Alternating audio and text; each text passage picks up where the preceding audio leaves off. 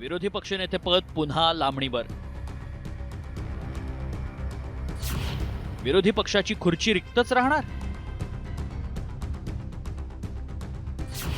विरोधी पक्षाला खुर्ची नाही, मिरचीच. त्याच वेळेला उपसभापती पदाची निवड करताय, त्याच वेळेला जर विधानसभेचा जर विरोधी पक्षनेता तुम्ही निवड केली असती.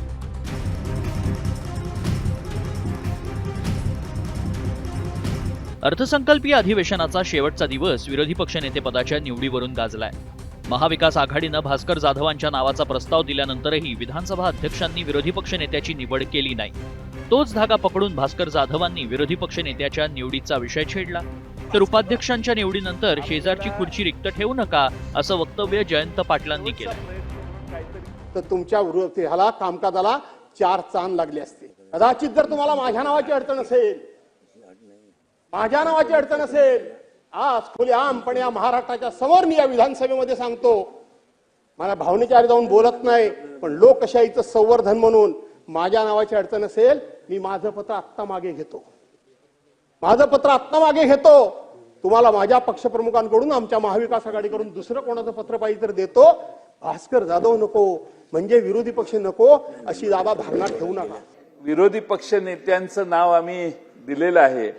आता शेजारची जागा जास्त काळ रिक्त ठेवली तर अण्णा बनसोडना करमणार नाही, एकटंच त्या बाजूला बसलेलं, आणि थोडंसं आयलंडवर बसल्यासारखं त्यांची परिस्थिती होईल. आणि म्हणून विरोधी पक्ष नेत्यांना लवकरात लवकर, आता मुख्यमंत्र्यांनी सांगितलंय, जेव्हा अध्यक्ष सांगतील तेव्हा ही निवडणूक होईल. आपल्या मनात असेल तर आपण आजच ते जाहीर केलं तर आपल्याही मनाचा मोठेपणा किती विशाल आहे. तर विधानसभा उपाध्यक्षांच्या शेजारच्या खुर्चीचा विषय छेडताच विरोधी पक्षनेत्याची निवड लांबणीवर टाकल्याचे संकेत मुख्यमंत्री देवेंद्र फडणवीसांनी दिले. एवढंच नाही तर विरोधी पक्षनेत्याच्या निवडीचा चेंडू अध्यक्षांच्या कोर्टात ढकललाय. त्यांना काही काळ मोकळं बसू देऊया. कॉमस्कोर नुसार आता isakal.com आहे देशातील नंबर 1 ची मराठी न्यूज वेबसाईट. प्रत्येक अपडेटसाठी isakal.com ला नक्की भेट द्या. बाजूच्या खुर्चीचा निर्णय ज्या दिवशी अध्यक्ष घेतील आम्हाला मान्य. तर विधानसभा अध्यक्ष राहुल नार्वेकरांनीही हा निर्णय घाईनं घेऊ का असं म्हणत विरोधी पक्षनेत्याची निवड करण्यासाठी वेळ लागणार हे स्पष्ट केलंय. घाईत घेऊ का निर्णय? सत्ता स्थापनेला 3.5 महिने पूर्ण झाले.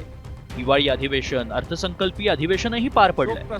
मात्र 2 अधिवेशनांनंतरही विधानसभेला विरोधी पक्षनेता काही मिळालेला नाही. सध्या महाविकास आघाडीला विरोधी पक्षनेतेपदाची खुर्ची नाही तर सत्ताधाऱ्यांनी मिरचीच दिल्याची चर्चा आहे. त्यामुळे आता पावसाळी अधिवेशनात तरी राज्याला विरोधी पक्षनेता मिळणार की 2014 आणि 2019 मधील लोकसभेप्रमाणे भाजप विरोधकांना विरोधी पक्षनेतेपदापासून दूर ठेवणार याकडे लक्ष लागलंय. ब्युरो रिपोर्ट, साम टीव्ही.